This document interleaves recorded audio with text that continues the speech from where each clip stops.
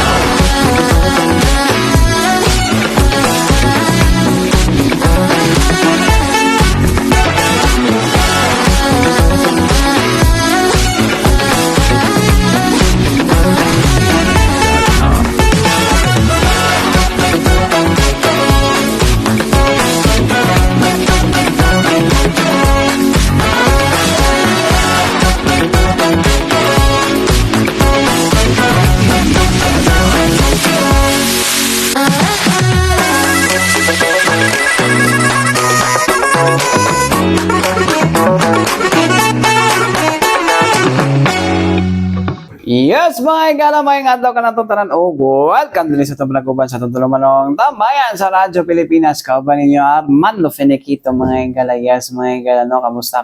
Mutanan diha, no? No? Okay pa ba ta, no? Or sa bagi, ulan na ba yung lugar karon, no? Ay, medyo doubt ba yung panahon ba mga katambayan, no? Dito sa itong palibot karon, no? But anyways, mga katambayan, no? I hope, no? Okay ratang tanan karon, no? Medyo okay tatanan karon na dilita mo no kay Subaw season pud ba yan, no? After sa pila kadlaw nga init kayo ni mo kay tag-ulan, no? Jud kay mga igala, no? Medyo tawagan ni medyo maglain dito paminaw gid ana mga igala, no? So gawa sa naglain na tong batasan, charing. Bila mga katambayan, no? Niya katakaroon, no, aron hisgutan, no, mga nagulang issue nga atong tambayan karon mga igala, no, hisgutan ang tambay mga igala, no. Unahon nato ni mga igala, no, ang ang annual budget sa ato ang mga sa ato ang dakbayan mga igala kuna sa naa sa 15 billion pesos mga igala, no, ang budget sa ato ang nga gi-propose diha sa ato ang Davao City Council mga igala, or sa ato ang local government mga igala, 15 billion pesos, tama ba? 15 billion, no? Ang ang ato ang pagawas na pondo mga igala, no, alang sa mga programa sa ato ang dakbayan mga igala, no. So medyo taas siya mga igala. I think pila ang pila gani ang gani sa ato ang 14 man kaya 14 man naman sa 14 naman nata to sa tong na Davao City 2025 Davao City annual budget, no. Davao City annual budget 2025. Sa 2025 nata sa 14 billion 300 ka nata sa 15 billion mga igala, no. So kaya siya may igala, mo cover ni siya sa ato ang mga no, mo cover ni siya sa ato ang mga programs din sa tuwas Davao City may igala na pinadala, especially ang health, no, And then na-surprise pud mi nga appeal daw tong katong annual incentive mga higala sa to mga PWDs. Last time manggod mga higala kuan man to ni unsa ni pangutan na mo to kay sa proponent mga higala si Councilor Enzo Villafuerte mga higala no nga 2027 pa. But right now, may gala, no, posibleng kailangan mapunduhan. Pero wala pa, dali pa daw siya sure. Di ba sure? Pero, well, somewhat, medyo muasa ko ani nga kung mga butang mga katambayan, no, kay, siyempre, pila raman lang ihatag sa to mga PWD, no? Pila raman lang ihatag na to sila, so why not kaya nga mabudgetan? Pero daghan, manggod sila may gala, no, kay, talos tanan mo nata 35,000 or 15,000, no, nga na kuano nga na register sa PDAO mga higala, Public Persons with Disabilities Affairs Office, no, kato man na makadawat. Although ginagmay ra gud pero kuan lang ba murag silbing sa banim kay ngunta pahalipay sa to ang mga PWDs, no. Although daghang expenses sila to mga PWDs like sa therapy, sa to mga kalanay mga children with special needs, no? God, daghan pero mo nila mga magsilbi palipay lang siguro na para sa mga PWD mga katambayan, no? Kay para but hopefully, no, katong mga naikuan pwede man siguro na malingap siguro ng mga like therapy, abot lang dili ko sure, no. So napod ra mga higala infra projects mga higala, napod na pila dira mga higala. Infra, unsa pa ba na kanang lingap. Kana dako-dako po lang pa na sa lingap mga higala kay kan baya isa na sa mga napuntabang sa itong mga dabaw, especially when in terms of medical expenses, no, sa hospital, no. So dako-dako gina siya nga kuan mga higala. Then of course ang atong disaster fund mga higala, no, importante gina mga higala kay ang disaster fund nato mga higala, no, mo na muhatag usahay mga higala og mga ayuda mga higala sa to ang mga di siya ayuda muhatag og tabang gina siya mga higala, no. Dahil na mo lang kuan ko ang paminawan kong ayuda muhatag og kanang immediate aid mga higala ngadto sa to mga, for example, na sanuga, na bagyuhan, na bahaan, di ba? Mo nang di kuya po sa disaster fund. And aside from that mga higala, muhatag punta sa mga lugar nga naigo sa mga kalamidad, no, like sa Cebu, karon sa Amati, Davao Oriental mga higala, no. So mo na mga higala sa mga sa disaster sa tuang sa tuang pondo. And of course other social services, no, apil dra ang scholarships, di ba? Nga nagadaghan daw na karong mga panahon na mga katambayan. So anyways, may higala ato alang aron nga mas masabtan nato, no, ato paminahon mga higala, no, ang chair sa committee on Committee on Appropriations, Finance and Ways and Means mga higala, no, nga si Councilor Danilo Dayang Hirang mga higala, no, aron nga amo ni siyang nakahinabig during the pulong-pulong sa Dabawenyos mga higala, no, diha sa sangguniang panlungsod. Paminahon nato. The one that will go to for the general funds or kanang personnel services o ubang pa is approximately 80% of the budget. Then you have the 20% development fund. Now, the treasurer certified na kaning kwartahan ni is available o kaya kolektahon for next year. I think the budget last year is just around 14 budget last year is around 14 billion. So nag-increase tag another 1 billion, 1.8 billion. So this is so I'm done already in my committee hearing. All the departments were present in the committee hearing, and we are now preparing the committee report. Padulong pala sa second reading cons. Yeah, so we are now preparing the committee report. That pagkuman sa committee report, I will be asking for 2 days budget deliberation where all of officers will be attending. Now, the budget, this one should be approved before December 31. Because if the budget will not be approved by December 31, we will go back to 2024 budget. So, retroactive, balik na. Sir, kung saan pinaka-dako allocation natin for the lion's share.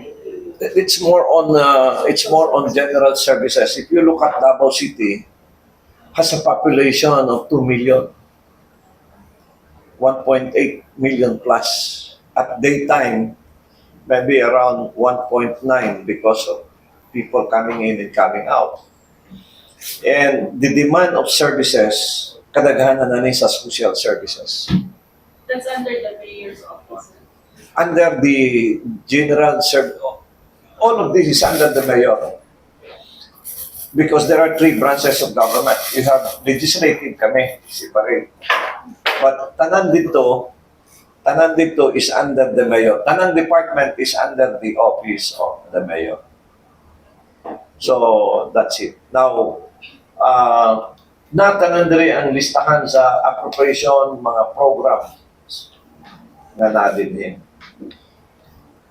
So, it will, kaning tanan yun, ang overall implementer ang mayor, including the city council. So, under tanan, police, and we also give financial assistance to national offices like, for example, RTC, Regional Trial Court.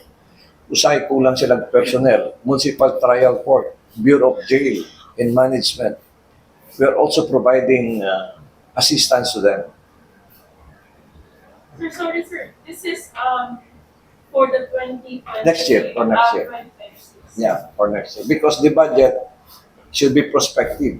Dapat ma-aprobahan tuiga aron ipasa dito. At the same time, katong kwarta sa 2024, which was approved in 2023, i-audit to.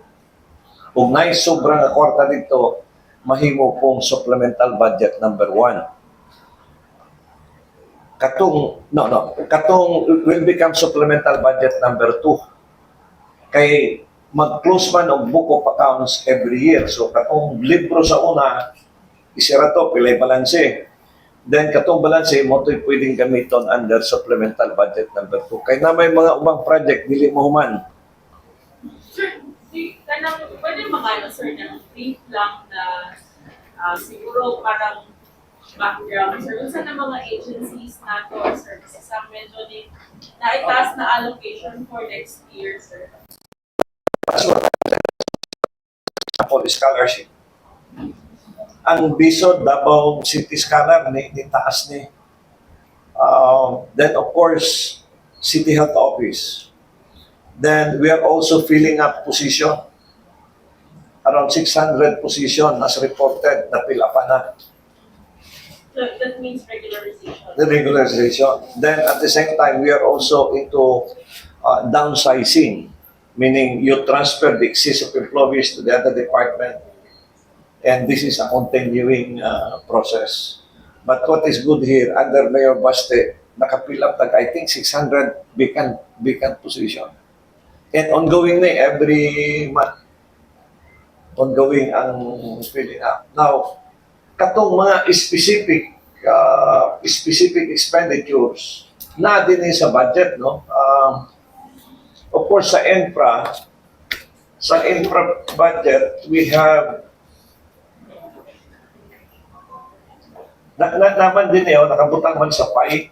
The PAI was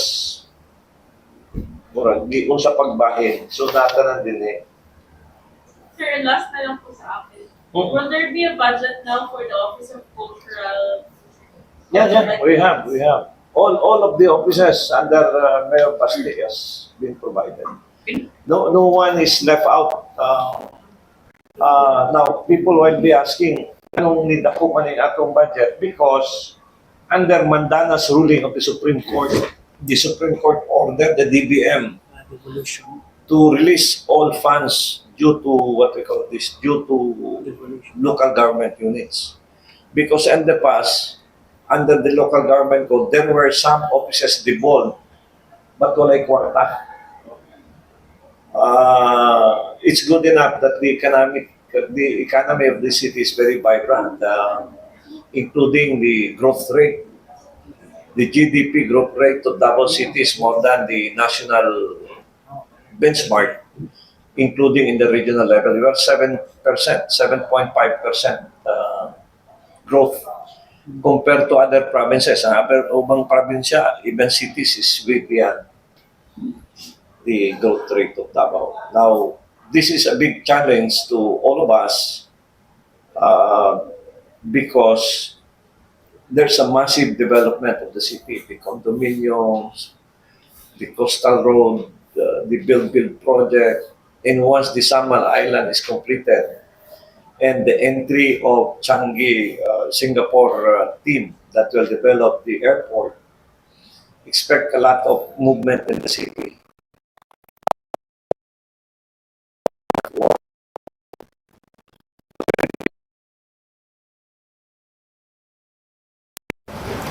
And the potential of the Davao City, there is still untapped area for development. Untapped meaning you have to go down to Kalina and that third district. It's a huge highways. You go to second district, particularly in Panakan area, going up is also very big area for development, including Pakibato and Maritime District. So, Davao City is stable, and with the maintenance of law and order, people are coming here in the city. Adjustments that need to be addressed. I think that looking at during the committee hearing, I have not seen any things that needs to be changed. Of course, there's only one that we are looking at, the Davao bus system program. You know, this central government and the local government. So we are closely monitoring its implementation. Thank you, Cons. Yes, Ms. Nova. Nova Nova May Francas po, sir. From Mindanao Times. Sir, bago lang dyan nga nag-approve ta sa katong financial aid para sa mga PWD and also katong additional na 500 for the senior citizens. So, apil na ba niya siya sa budget for 2026, sir? Yes, this will be included. This will be included in the budget. So nahabol siya na item, sir. This will be, because anything that may not be included, we will make sure that we include it in the supplemental budget. So, mapunduhan ang wala sa interview kay Consul, so hindi siya nasali. Okay, masida maingon na insertion. Well, we want to make sure that will be included in the next supplemental budget. Because that is only once a year. It's only once a year. Okay, Armando, then Ms. Lucy. Budget for infrastructure and flood control mitigation. Yes, we have 20% of the total budget. We have 20% development fund. Now, just recently, they came out that all projects should be completed within 3 years. Within 3 years. So, failure to finish the project within 3 years will return back the budget to the general fund. So, under city ni nga budget, sir. Under City of Davao. Sa karon, we do not rely so much anymore in Manila because, in fact, we are a little bit worried on the implementation of bus system terminal program where this is loan from Asian Development Bank approved by the administration, but we are looking at the counterpart For the city. from the national government. The city is ready. In fact, we're coming up to come up a new accounts under the trust fund because we need to deposit there katong counterpart sa city. Mapila na kayo niya yung deposit? Well, wala pa. We have to open it, but we are already preparing the social preparation katong mga driver nga maapektuhan. But we are looking at how much is the commitment also national. Kasi kung wapoy commitment ng national, masaya na itong porta. Mapundura. Pero ang city ready, anytime we are. Okay, thank you very much. Yes, itong budget for 2025 and then to accommodate all of the Davaoenos seeking help sa pamilya po? We increase also the youth amount. I do not have yet the figures here, Taco Kaini. But we have sufficient money to support the district link-up para sa mahirap program. If you notice na tayo link-up sa mga munisipyo, sa district. We have link-up in Marilao, we have link-up in Pakibato District and other district. And in fact, we have also libreng gamot ng City of Davao. So, the city mayor assured that this social needs of our people is properly budgeted or given an appropriation. I just want to check the city health facility. Conspero, is the amount po ba double the amount we had last year? Considering na nag-supplement matag budget for 2025 sa tubigan kay nakulangan ng cons tungod sa One thing sure is there's an increase. There's an increase. And any shortage, that is why we are ready to come up with supplemental budget. Now, for this year, we are just waiting the supplemental budget number 2. Kasi pag-audit sa na wala ano na to, gamiton ang pagko. So, kadaganan aning Pasko, this is where a millionary gratuity fee. Gratuity means murag regalo Para sa GO. to the employees and some are job order employees. So, but we will still determine on this because we are under the guidance of the Department of Budget and Management. Kung kasali na ang manpower sa city bus sa budget. Yeah, na sila diha, permit diha. But kato mga driver kompleto to. Under Atty. Domingo. Driver, city bus. But some school of thoughts of some councilors gusto na makita katong status sa project implementation sa bus system. Kay kana dili man gyud natong bus system nga dako nga plano kay nay mga terminal to nga dako Pero we are just waiting kung pila gyud commitment sa Manila kung napa ba na o wala. Walang insertion. Well, wala yung insertion sa city. Listed yun na din nilabutan pero kung na, of course, maghimo ang mayor, dito yung magsugod ang listing. Pero kanang diri sa ningon niya mo singit-singit, we can, by the way, the rules of the council, we can reduce. Okay, that is number 1. Pwede na mo bawa 10 billion, pwede na mo buhatog 10 billion. That is the power of the council. We can delete. We can remove the 15 billion, we can remove 3 billion. We can do that. But we cannot increase. Kanina na din tagalan mo dito, tapatasan mo, dili, pwede. Bugdi po kakadugang. Kaya wala diri ang listahan mo nga gusto, pwede kang madugang, bawal po na sa balaod. So we can reduce, we can reduce, we can delete, but we cannot introduce a new one. At the same time, we cannot increase. Conspira ba ang pinaka Well, I don't have the figures. That's why I need to, kasi ongoing pa ang minutes preparation. But I will assure you, when we discuss this on the final form, you will be given the breakdown per offices. Wala din ang program. We have programs. Anong program? Unprogram, wala. The budgeting of the city is 0-0. Because, you know, that unprogram generally is not allowed. How can you... Mura kang nag-allocate o pamalingki dito, pero wala sa listahan, di man na pwede. Because dapat meron talagang appropriation na o sa imong butang limo ang program, o asa man na kayo. Dili man na pwede diha. In budget, nakabutang yun na, it should be conformed with the form certified by the treasurer. Permado yun na isa-isa. So there's no unprogram here because as far as we are concerned, unprogram is not dili pwede. Because bisan pangutanon nimo tinamban nga istorya ano nabutang ang program pasabot apay program.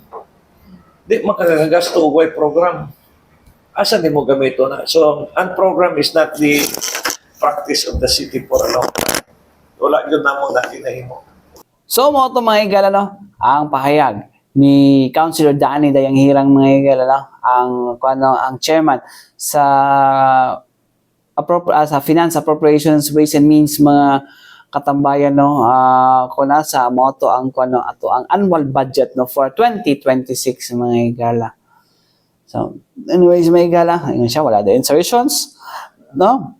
Dili pwede mag-insert, dili na pwede i-amend, dili sa pwede mag-add ng additional item. Ang kuno nila pwede nila tanggalon ng item, pwede nila bawasan ng budget, pero dili pwede no nga magdugang-dugang sila no para ana mga higala. Kay dili sila allowed no. No, so anyways mga higala, unta nasabtan ninyo. Balik itaw man lang sa mga importante pa inom doon nga to si Dianan. Balik kita mga higala din sa itong palaguban sa itong tulumanong tambayan sa Radyo Pilipinas. Kauban ninyo Armando Feniquito mga higala. Yes mga higala no. Kumusta ang mo balik no? Kumusta mo karon? Bita mga katambayan ay. Anyways, medyo nibungol na pod ko sa sipon mga katambayan no. Umto ko na ulanan gabi no. But anyways mga higala, kasi matingala mo kaya dabi ibang lugar ba may ulan ginaulan diri sa Davao ba abon no. So doon kabulon mo lagan. Anyways mga higala, dinita sa tong isa ka iskutanan mga higala no. Anyways no, ang ato ang City Council particular dra mga higala, ang ato ang Committee on Labor mga higala sa Davao City Council mga higala na maghimo sila initiative karon mga higala no na ipatawag ni mga mga BPO companies mga higala no. Ingon man ang ato ang mga ingon man ang ato ang mga BPO workers mga higala no, employees no. Okay. Well, di man ato nga pila ka mga panahon mga higala no nga ang ato ang mga BPO mga higala, na ibang mga BPO companies mga higala no nga bisag galinaw na even katong dito sa Cebu mga higala no nga nahimo pong issue po na diri sa Davao mga higala no nga after naglino pabalikon pa without mga higala without kanang proper assessment mga higala nga ba safe pa ba ang building no or unsa pa ba ang din ha di ba. O wala even kanang mulay ingon ana ba no tapos pabalikon din sa trabaho. Well, para siguro sa ilaha business as usual mga higala. Pero kung kusugi kay ang linog gid mga higala no anong hindi pa mga pabalik kanong hindi pa man nimo i-check no especially pag naka sa unsang floor na imo opisina. No? Amo na isa sa mga mga higala. Actually, napoy usa ka kanang BPO mga higala no. Nga kay tungod dili nila pasudol even ang management sa ilahang ilang ginaparentahan mga kung asa sa nagarenta mga higala management sa kung asa sa nagarenta karon dili na pasudlon pero mo na mga higala even mag-inspection ang Office of the City Building Official mga higala di man la pasudlon hindi red tag sila pag red tag dito pa sa nihangyo no. Kaya nga ganun na mga ginatago good, no? Ano di ba ninyo pa-inspect? Unsa kay naadihan, no? Wala ko magsaba, basta na sila sa usa ka mall mga higala, no? Kana nga BPO mga higala, no? So, ambot ay, kay katong time sa COVID, mo po ng style po nila po nga, di sila musturya sa di sila musturya sa task force, COVID-19 task force mga higala.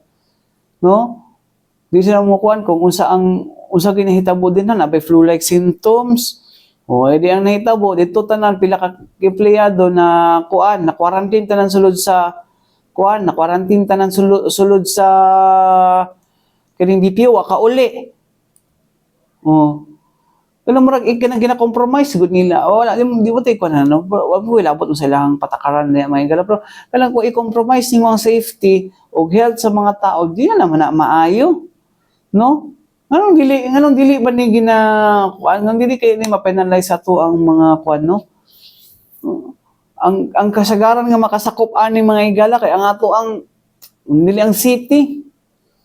Wala sila no, daghang kayo and mind you ha, daghang kog mabasa ani nga mga reklamo regarding sa quit claims. Usa ba na ilahang back pay no nga dugay makuha. Niyang uban kay ginapang charge sa bisag unsa. Usa ginabuhat sa to? Well, calling the attention of Dole, dili wala kaso nga nagka-file ani sa inyo ha. No, abusado naman kayo. Ay nako. Anyways, may gala alang sa aron nga masabtan ninyo may gala no. Ang ato ang ipang storya dito. Ato paminawan may gala no. Ang kuano ang chairman sa Committee on Labor sa Davao City Council may gala nga si Councilor Pamela Lebrado mga igala. Marata wala siya. Ang iyang kuan Pamela Lebrado. Paminaw na to.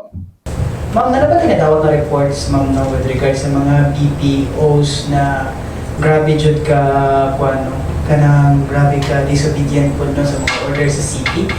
And to the extent na pati safety silang empleyado is makompromise. Nanin ng tawad, daghan nag-message siya ako right after sa incident, no? Kung sa ang nahita ko og syempre ang kahadlok sa isa ka trabahante nga dili gid gusto sa mosunod kay murag dili lang biya ang atong physical na pagtan-aw sa nahitabo na linog ang atong i-consider nung daghan gyud kay na trauma, especially sa nature sila trabaho murag stress gyud kay sa tanan, no? Ang ilang level ng stress sa aning ana na trabaho grabe gyud kay ato bang storya no, but daghan na kaayo nagadangop sa among opisina, but kato lagi na pa mi sa stage na amo apang gina-consolidate na ng reports nila o mag-set pa og committee hearing para makastora sila. Okay, there's this one BPO company na since tong pandemic pa, na sila'y ginabuhat na, for example, itong panahon sa pandemic, di nila gusto i-report sa City Health na ay mga asymptomatic during that time. Motong ang hinungdan is murag na kay na ibawaan man nga naay mga flu-like symptoms ito sa isa sa mga kuan na positive gid na COVID is tip na kuan hinoon dito na quarantine ang mga katong mga kuan nila workers. And then hantod karon dili na dito kutob hantod dito sa linog na usab na pud na. Actually, dili lang ka na atong nakita ng problema kung hisgutan ng panglawas, no?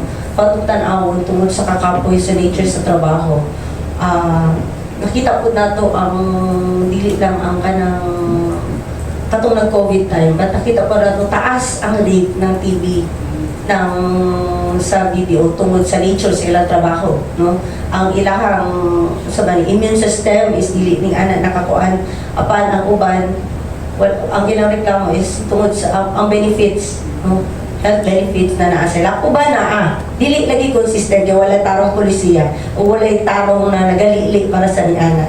So kana atong gina-check karon, no, na unta mas naay mandato, naay mandate sa mga kumpanya na ning ana, no, na dapat plus tarong nila ang ilahang mga trabahante kay katungod na nakalakip man sa atong balaod. Kana lang siguro ang makuha is kasagaran sa atong mga BPO mapud karon good kay tungod atuan is ang paghatag pod o orientation ang pag-edukar sa atong mga empleyado kabahin aning sa atong labor standards, no, ang pagpasabot sa ilaha kung unsang ilang katungod kay tungod usahay tungod sa kalisod sa kapit o sa kinabuhi karon pwede na lang natong masakripisyo ang ato ang kaugalingon, no, aron maka-survive lang ta, pero ang atong storya diri is dapat masabtan niya kung ano unsa ang kahimtang na naa siya karon.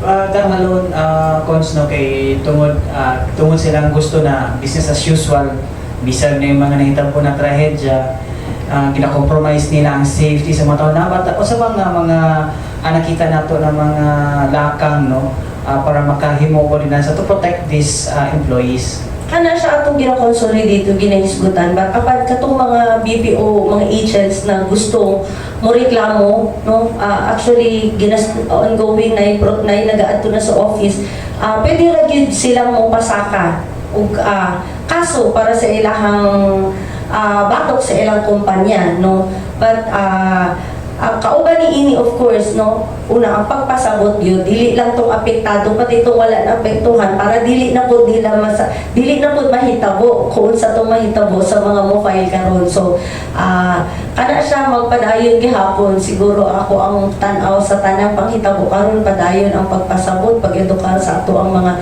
kaigsuunan, dili lang sa mga trabahante, sa ato ang tanan ang pagsabot yun kung sa ato ang katungod isip tao, dili lang tungod dawato nato ning ani na lang tungod mo na ning nasa atong atubangan. But on the part of your committee, ipatawag pa ninyo mo ning panainom kabutang kaunsa ning BPO company?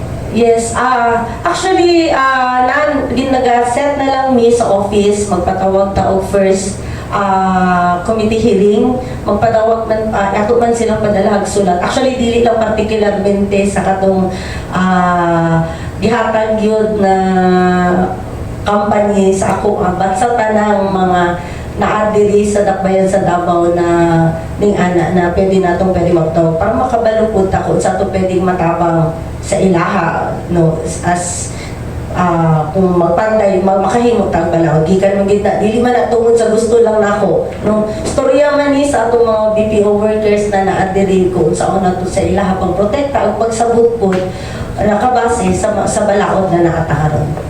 Thank you. Actually, way back 2019, paglikod pa lang na ako, no, akong first term, na natin nasugdan sa BPO ng mga problems. But, ato na siyang gi-plasta dito sa napasa ng ordinance natin, itong Workers' Protection Desk ordinance. Sa panghitabo karon, aduna na tayo mga pipila ka, mga BPO na mga lain-laing na storya. Actually, nag-message sila personal sa ako, dili lang po sa kanang panghitabo sa linog, no? Ang hisgutan ng pong pag-suhulan, ug daghan pa mga benepisyo, uban pang mga issues. So, napata sa proseso ng consultation, series of consultation, but kaning ato ang ipagawa sa privilege speech na regarding sa BPO, magkaroon po taong mga committee hearings. So, pwede nato silang mas palawak pa nato atong pagsabot o kung sa bagong issues ang ilang gusto ipaabot dili sa council, no, para matabangan ng ang pagplasta sa ilaha. Wala kung katutan-aw manggod, wala pa gyud tay pareho sila sa delivery riders o dili lang din food delivery riders po diri sa Davao na wala gyud klarong policy, no, national man o local man. So base ginastudyahan nato na paningkamutan nato na makaplastar ka ug pwedeng balaod na mo gunit sa ilahat diri sa dakbayan sa Davao. Ma'am, I don't know if a patient sa naistoryahan, but I'm curious if kasama ba sa murag parang protocol ng mga BPOs na dapat nilang sundon ang magkaroon ng disaster management or incident management kapag ka na ay mga emergency like kanang earthquake, and so far kumusta ni siya subay sa inyong pagsubay-subay sa mga BPO companies? Actually, naamang yun, no? Kung makita na to, active man din ang Davao, dili lang BPO tanan, naamang yun yung mga drills, kanuna, and everything. But of course, tungod sa hugot na palisiya sa kumpanya, sama sa nahitabo, no? Patumay nung duman, itong nahitabo sa isa ka ni call center diri sa Davao tutong sa NCCC, no, na tungod po sa walay klarong ba na siya, dili maayo na walay safety para sa ato ang mga workers, no, na yung mga dili lang ta makasulti na disgrasya lang dito kay daghan kaay sila buto na 37 ka mga workers ang naapektuhan ato. So kana siya ato apang subay, no, do ang uban gagmapay pero kana ang problema nila, no, bisag kabalo sila na wala pa gyud na kompleto ang pag-inspeksyon sa ukbo, wala pa klarong paghatag og pagtugod na pagkuan na but gipa-report na gyud sila. Ang uban pa is ang problem is kanang tungod dili sila pa sa kaon sa building kay tungod sa nahitabo ba pakuha lang mga gamit nila and then transfer dayon sa ilahang balay na without consulting sa agent na kung naba sila internet connection, naba sila laptop and everything. Kaya kailangan na nila muin dahil at around 9 p.m. nila na shift sa gabi. So, daghan kaayo yung mga issues na ginabit-bit dili lang sa labi na nakita nato sa panahon na may mga ning-ani no na dili di ay ready po no ang ato ang mga workers pati ang kumpanya ang pagplaster sa hisgutan ang pagplaster sa ila sa panahon na may mga ning-ana. Ma'am, last na lang po kay Councilor. Siguro kay Councilor Librado, last question is that I know na of course sa labor code na agyoy paglabag if ever gina-force nimo ang imuhang empleyado no na mag-perform sa iyong duty despite sa nahitabo. But naapoy ka ng ginaay pod ang City Council na lalo na sa imong committee nga buhaton na mo correspond dito sa labor sa national laws para sa dugang protection sa ato, not just of course BPO, like for example ato mga taga-hospital and as such para mas dugang protection sa ila. Yes, actually namin sa process karon ng amo ang pag series of consultation para mag-come up maamo siyang maabot no. Kana po mong concern bilang BPO mga health workers na naadira ka dili gid dapat mong biya sa panahon labi na atong tan-awon sa panahon bisan pag maglinog magsunog kay tungod sila gid atong ginatawag na first mga frontliners no kumbaga. So ginastudyohan nato no na diri sa Tacbayan sa Davao na mas matagan pagkusog no klarong palisiya para sa ilaha po na sectors. Thank you. Thank you. So, mga ito mga higala, no? Ang pahayag, no, ni Councilor Pamela Librado, mga higala, no? Ang chairman sa Committee on Labor, mga higala, sa taong Davao City Council. Bito ay, mas may na ipatawag para magharapan sila po, no? Magharapan ng management and employees, no? Kung sa pagiging nilang mulo, no? Pero, unta po, no? Well, kung di po mag-file po ng mga kwan po, wala po reklamo po, no? Actually, ang kuha na ng mga higala, ang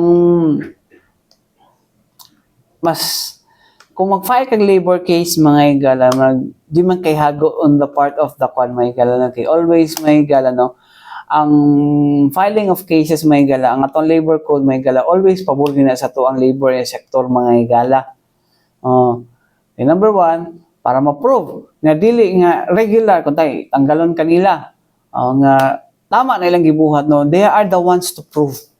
Muna mga higala, no, always mga higala, ang labor law is always favor sa labor mga higala, labor sector mga higala. So yung ana ba, kasi sila man ang mas na-access, sila man yung kung tama ba ang gibuhat, nasubay ba, di ba? Pero ang uban man gud mga higala kay murag naman po ko sa siguro naka-experience og harassment sa mga employers, no? Ba siguro yung ana, no? Pero nga abot ay nganong abusado mo ng mga BPO uban? Abusado kayo, well, dili lang kay diri sa Davao na nga mga BPO sa even other places nga na mga BPOs mga higala, no? Kailangan pa ipa-overtime tapos man OTTY di ay. No? No, naka-experience sa OTTY po. Pero kanang ingon ana ba nga okay no tagpanagsa. Permanente baya. Di ba? Ambot na lang yun mga higala. Ewan ko na lang mga higala. Anyways mga higala, matay kong oras sa ngalan sa Tibok Persa sa DXRP Radyo Pilipinas, Radyo Publiko Davao mga higala. Ako yung nakababan Armando Fenegito. Anang sa tambayan sa Radyo Pilipinas, hangtod sunod sa daghang salamat ug may adlaw ka na tong tanan.